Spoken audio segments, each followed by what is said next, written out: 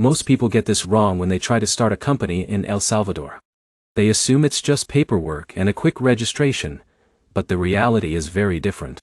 If you skip one legal step, your company can get delayed for months, or worse, rejected completely. Here's the truth no one tells you. In El Salvador, the process is actually straightforward if you follow the correct sequence.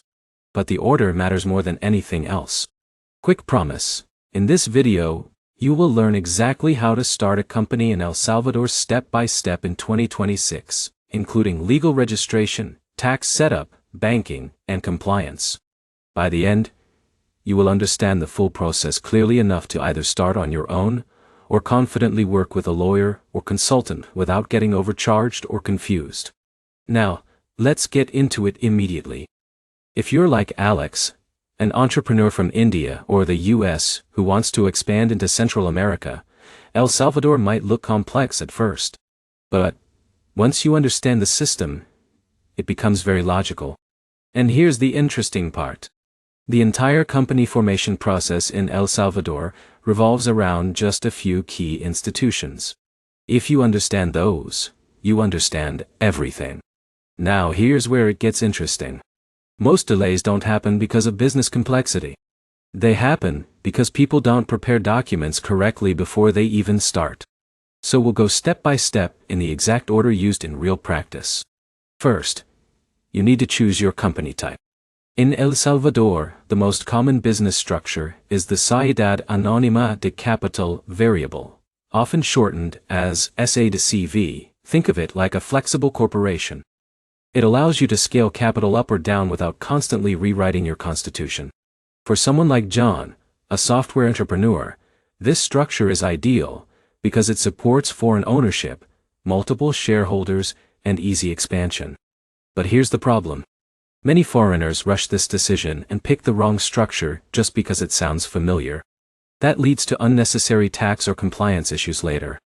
So the first step is simple, but critical. Decide your legal structure based on your business goals, not convenience. Now, once that is clear, the next step is naming your company. This sounds easy, but in El Salvador, it requires a formal name check through the National Registry Center, known as Centro Nacional de Registros, or CNR. You cannot just pick a name and use it. It must be verified and approved. Here's what usually happens.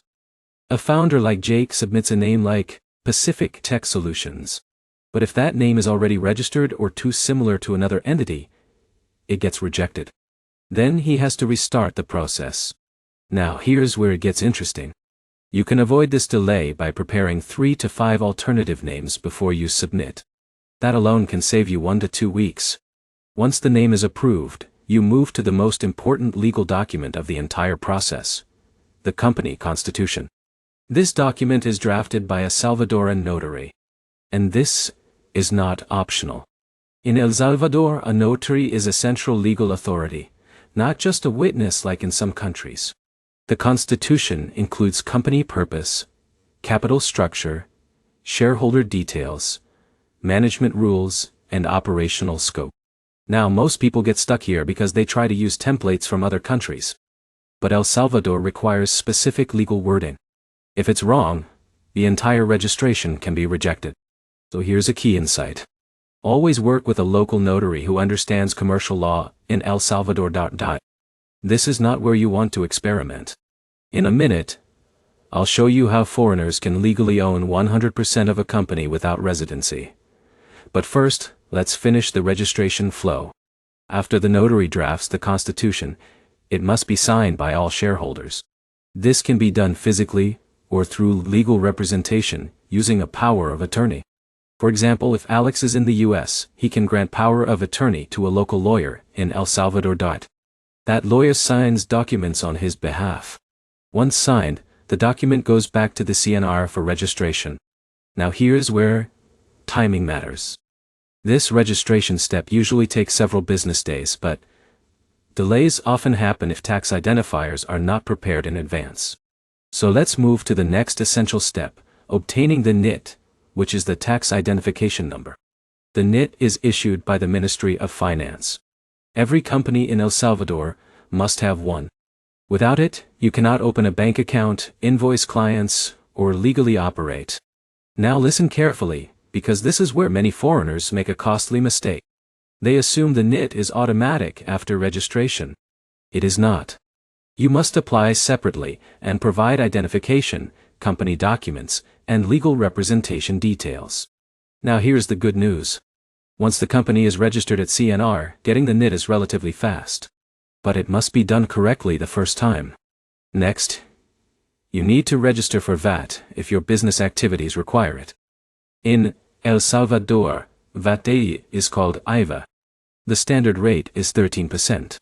Not every company must register immediately, but if you plan to sell goods or services locally, this step becomes essential. Now here's where it gets interesting. Some digital businesses think they can avoid VAT registration entirely. But if you have local transactions or physical presence, tax authorities can still require compliance. So always evaluate your business model carefully. Now let's move to one of the most overlooked steps, municipal registration. Every company in El Salvador must register with the local municipality where it operates. This includes paying a municipal license fee, which varies depending on business type and size. For example, a small consulting firm owned by someone like John will pay significantly less than a manufacturing business. But here's the problem. Many foreign founders skip this step because they are focused only on national registration. Later, this creates compliance issues when opening bank accounts or renewing licenses. So always complete municipal registration early. Now we come to one of the most important milestones, opening a corporate bank account. Without a local bank account, your company is practically inactive. Banks in El Salvador are strict about compliance. They will require your company documents, NIT, registration proof, shareholder identification, and sometimes proof of business activity. Now here's a reality check. This step can take longer than expected, especially for foreign-owned companies. But here's the trick. If your documentation is perfectly prepared and consistent across all legal records, approval becomes much smoother. In a minute, I'll explain how to structure your documents to avoid bank rejection. But first let's talk about capital requirements. El Salvador does not have extremely high minimum capital requirements for standard companies. In many cases you can start with a relatively low declared capital. However, the key is not the amount. It is how clearly the capital structure is defined in your constitution. Now let's talk about foreign ownership, which is one of the biggest advantages of forming a company in El Salvador. Foreigners can own 100% of a company in most sectors. There is no general requirement for a local partner. That means someone like Alex from India or Jake from the US can fully own and control the business. But here's where it gets interesting. Certain regulated industries like banking, insurance, or telecommunications may have additional restrictions or licensing requirements. So always confirm your industry classification before finalizing your structure. Now let's move to taxation in a simple way. Corporate income tax in El Salvador is generally around 30% on net profits. But effective rates can vary depending on deductions and structure. There are also special incentives for export-oriented companies and businesses operating in free trade zones. And this is a key opportunity. If you structure your company correctly, you may qualify for tax benefits that significantly reduce operational costs. Now here's a common mistake. People hear about tax incentives and assume they automatically apply. They do not. You must apply and qualify through the correct legal channels. Now let's talk about compliance after registration. This is where many new entrepreneurs lose control of their business setup. Once your company is active, you must maintain accounting records, file tax declarations, and renew municipal licenses annually. If you miss deadlines, penalties can accumulate quickly. So think of company formation not as a one-time task, but as an ongoing system. Now let's simplify everything into a clear mental model. First, you decide structure and name. Then you draft and notarize documents. Then you register at CNR. Then you obtain tax identification. Then you register municipal and VAT obligations. Then, you open a bank account. Finally, you maintain compliance. That is the entire system. Now here's the big takeaway most people miss. Starting a company in El Salvador is not difficult because of complexity. It is difficult because of sequence. If you follow the correct order, everything becomes predictable. But if you skip steps or do them out of order, the process becomes frustrating and slow. Before we end, let's quickly recap the key points. You must choose the correct company type. Usually, SA to CV. You must secure an approved company name through the National Registry. You must draft and notarize a legally compliant constitution. You must register with CNR and obtain your NIT. You must handle VAT and municipal registration, depending on activity. You must open a corporate bank account with complete documentation. And you must maintain ongoing compliance with taxes and filings. If you follow this structure, you can legally and successfully establish a company in El Salvador without unnecessary delays. And here's the final insight. Most successful foreign founders do not struggle because of legal barriers. They succeed because they treat the process like a system, instead of a guessing game.